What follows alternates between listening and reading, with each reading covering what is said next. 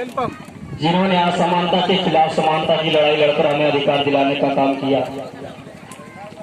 साथ ही जनपद अम्बेडकर नगर ग्राम सुलेमपुर में ये जो समाज को जागृति करने का एक कार्यक्रम लगाया गया, इस कार्यक्रम के समस्त कार्यकर्ताओं को मैं दिल के गहराइयों से स्वागत अभिनंदन करता हूँ।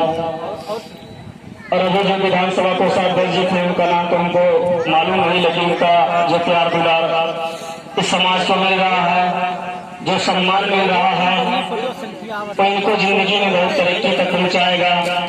क्योंकि जो बहुजन समाज है इसके पास कुछ नहीं है, ये जो बहुजन समाज है इसके लिए कुछ नहीं है, इसके पास कुछ नहीं है। अगर इसके पास कुछ है तो है मान और सम्मान और इज्जत। अगर इस समाज को जहाँ मान सम्मान और इज्जत मिले, ऐसी जगहों पर जाना बहुत ही गर्व की बात है। जैसा कि आप लोग इस कार्यक्रम से अवगत हैं कि आज का जो कार्यक्रम है 14 अक्टूबर दीक्षा दीप महोत्सव, आज का जो विषय मुझको इस बैनर में दिखाई दे रहा है वो है विचार गोष्ठी। इस कार्यक्रम का जो उद्देश्य मुझको दिखाई दे रहा है वो है विचार गोष्ठी। आज साथियों, किन चीजों पे विचार करना है आज हमारे लोगों को ये पता नहीं है। क्या करना चाहिए क्या नहीं करना चाहिए हमारे लोगों को पता नहीं है। बहुजन समाज की समस्या क्या है हमारे लोगों को पता नहीं है। और जो सबसे बड़ी समस्या है कि हमारे लोगों को अपनी समस्या का ही एहसास नहीं है। उस 72 साल की आजादी में, तथाकथित आजादी में अपने आप को ये आजाद समझ रहे हैं। साथियों, ये जो 72 साल बीत गया, आप लोग देख रहे हैं क्या स्थिति है बहुजन समाज की। तथागत गौतम बुद्धा ने जो आंदोलन किया, तथागत बुद्धा ने जो हजारों साल की गुलामी को मात्र 45 साल में खत्म करने का काम किया, ऐसे मिसाल ऐसे डॉक्टर बाबा साहब अम्बेडकर जिन्होंने संविधान लिखा, हम लोग उनके संतान हैं, उनके वंशज हैं। हम लोगों के अंदर एक ताकत होनी चाहिए, एक समाज के प्रति कार्य करने का ऊर्जा होनी चाहिए। लेकिन साथियों हमारे बीच में नहीं दिखाई दे रहा है। आज जो भी साथी पैसा खर्च किए, ऊर्जा खत्म किए, मेहनत खत्म किए, सारे चीज लगाकर समाज को जगाने का कार्यक्रम किए, लेकिन जो संख्या होनी चाहिए साथियों संख्या नहीं दिखाई दे रही है। तो किस बात का है? कैसे मानेंगे कि हमारा समाज सुधर रहा है? कैसे मानेंगे कि हमारा समाज जागृति हो रहा है? जहां साथियों साल बढ़ने की बारी आए, पैसा बढ़ने की बारी आए, ऐसे कुछ लालच हमारे लोगों को दिया जाए तो वहाँ हजारों की संख्या लग जाती है, वहाँ लोगों को लौटाना पड़ता है, लाइनें लंबी हो जाती हैं। लेकिन यहाँ साथियों जहाँ ज्ञान मिल रहा है, जो ज्ञान बाबा साहब डॉक्टर B.R. अम्बेडकर तथागत बुद्धा से लिए, ऐसा ज्ञान यहाँ मिल रहा है, लेकिन आज ज्ञान को लेने वाला कोई नहीं साथियों होना चाहिए। आज साथियों जुल्म लगातार बढ़ते जा रहा है। कहा भी गया है कि जुल्म के साए में जवाब खोलेगा कौन? अगर हम भी चुप रहेंगे तो भला बोलेगा कौन? अगर हम भी चुप रहेंगे तो भला बोलेगा कौन? आज साथियों जैसा कि आप लोगों को संचालक महोदय जी ने अवगत कराया, मैं यहाँ पहली बार आया हूँ, नए चेहरे देख रहा हूँ, मैं लोगों से परिचित नहीं हूँ, लेकिन जैसा कि अवगत कराया संचालक महोदय जी की विद्यार्थी मोर्चा, साथियों जो विद्यार्थी मोर्चा है, जो बाबा साहब डॉक्टर B.R. अम्बेडकर चाहते थे, अम्बेडकर साहब के जीवन की जिस दिन आखिरी समय था उस बाबा साहब डॉक्टर अम्बेडकर ने रोते हुए कहा कि 85% बहुजन समाज में पूरे भारत में कोई युवा कोई विद्यार्थी ऐसा नहीं दिख रहा है जिसके कंधों पर मैं समाज का भार रखकर सुकून से मर सकूं। जरा सोचिए वो बातें भूल गए क्या हमारे लोग? बाबा साहब ने क्या कहा था कि दूर दूर तक कोई नजर नहीं आ रहा है कि जिसके कंधों पर मैं समाज का भार रखकर सुकून से मर सकूं। साथियों वो दिन याद आता है तो रोए खड़े हो जाते हैं।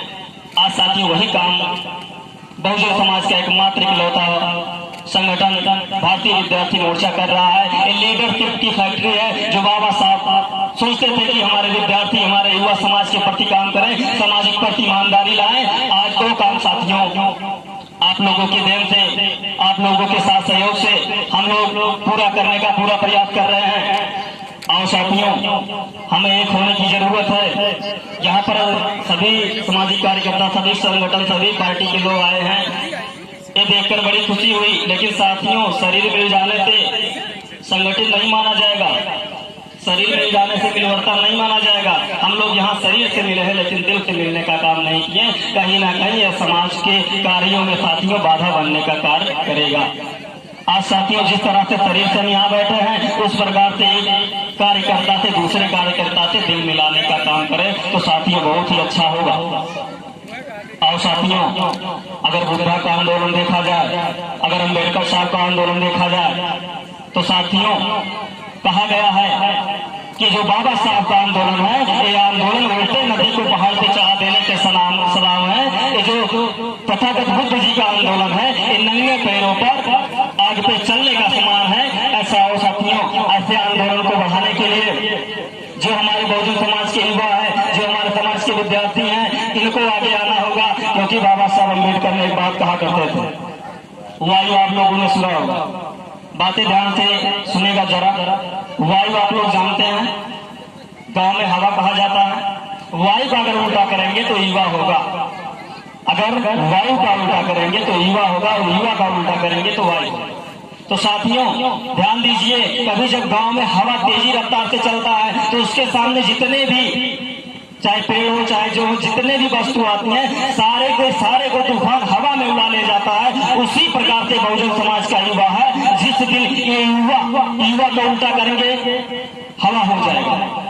तो इस जो बहुजन समाज का युवा है जिस दिन हवा की तरह अपना रुख मोड़ेगा तो 3.5% और 15% के जो लोग हैं जो आप ताकत बन के बैठे हैं ये साथियों हवा की तरह उड़ जाएंगे। जिनकी जनसंख्या इसे भारत में केवल मात्र 15% है, केवल 3.5% के लोग जो हैं जो एक ग्राम सभा में एक BTC का चुनाव अगर लड़ाया जाए, एक प्रधानी का चुनाव लड़ाया जाए तो प्रधानी जीतने के औकात में नहीं है। आज साथियों प्रधान बन के बैठे हैं, प्रधानमंत्री बनकर बैठे हैं। ऐसे लोगों को साथियों बाबा साहब अम्बेडकर ने रोते हुए कहा था जब देश आजाद हुआ 47, जब संविधान लागू होने का बारी आया, तथागत गौतम बुद्धा और बाबा साहब अम्बेडकर और सभी मूल निवासी बहुजन समाज के महापुरुषों ने 108 साल संघर्ष किया। उस 108 साल के संघर्ष के द्वारा संविधान लागू हुआ। साथियों संविधान कैसे लागू हुआ इस पर 2 मिनट माने और बोलूंगा, उसके बाद अपनी बात को समाप्त करता हूं।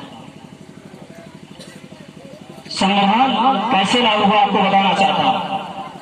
जो हमारे मूल निवासी